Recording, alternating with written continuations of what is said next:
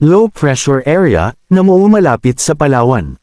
Isang cloud cluster o kumpol ng mga Colapan sa silangan ng Palawan ang ganap na kinilala ng Japan Meteorological Agency bilang isang low pressure area ngayong linggo, batay sa kanilang analysis.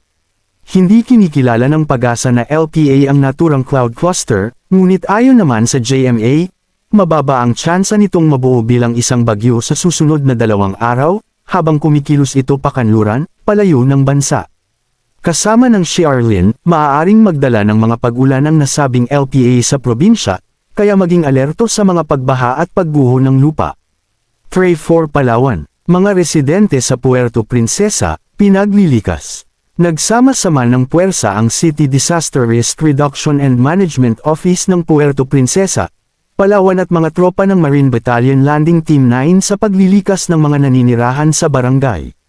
Siksakan sa gitna ng matinding pagbaha na nararanasan sa lugar. Ang mga pagbaha sa Palawan ay dulot ng Shearlin, ayon sa pag-asa, ito'y karaniwang nabubuo kapag ang mainit na hangin o easterlies ay nakipagsalubungan sa northeasterlies o malamig na hangin mula sa hilagang silangan, na karaniwang nagdudulot ng mga pag-ulan. Halos lampas tao na baha sa Palawan.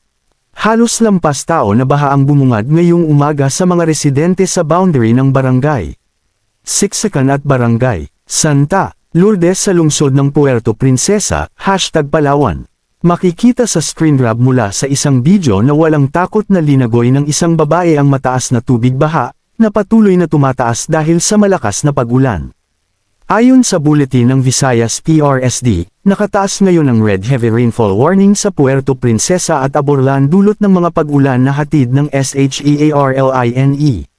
Manayilang nakatutok sa Weather Balita para sa bago pang updates. Don't forget to subscribe. Thank you for watching.